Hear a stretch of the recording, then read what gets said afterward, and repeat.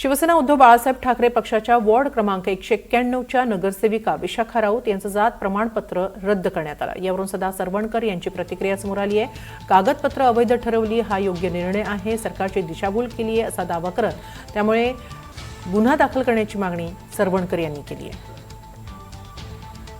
त्यावेळेला मी असं सांगतो की त्यांची जातच सूर्यवंशी क्षत्रिय आहे। आपला सूर्यवंशी हॉल वगैरे आपण बघितला तर तिथे त्यांच्या समाजाची एक मोठी वास्तू आहे।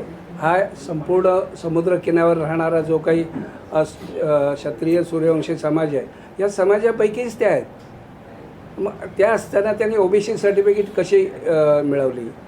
दुसरं असं आहे की त्यांनी त्यांच्या वडिलांचा जो दाखला लागतो, त्या दाखल्यावरती आवश्यक आहे कुणबी, तशा प्रकारचा कुठला दाखला लावलेला नाही, आजोबांचा नाही। त्यांच्या स्वतःच्या शाळेच्या सर्टिफिकेटवरती सुद्धा हिंदू म्हणून उल्लेख आहे, तिथे कुठेही ओबीसी किंवा कुणबी असा प्रकारचा कुठलाही उल्लेख नाही। सगळे खोटे कागदपत्र लावून खोटं काम केलेलं आहे। त्यामुळे घेतलेला निर्णय हा योग्य आहे असं माझं मत आहे आणि त्या बाबतीत त्यांनी तो समितीने निर्णय दिलेला आहे।